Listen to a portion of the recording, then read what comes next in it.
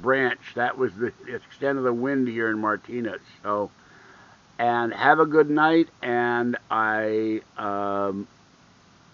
have 5 unboxing videos in the vault. Donate to the channel at falky2013@gmail.com so I can buy a new iPad and continue to do live broadcasting. This is about as close to live as you're going to get, at least on this camera. And we will see what happens, and I hope they don't shut the power off because it would be a real pain. But it's been warm and muggy. It was about 80 today.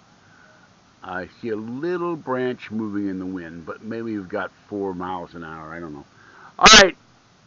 After I get done with this, I will start tackling those bags on the floor are full of have cat food in them and cat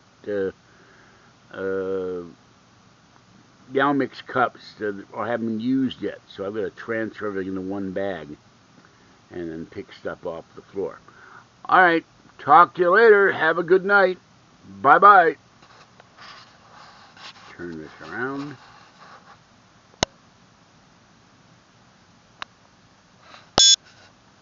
Still trying to figure out how to shut this thing off and turn it on, but I did set the time.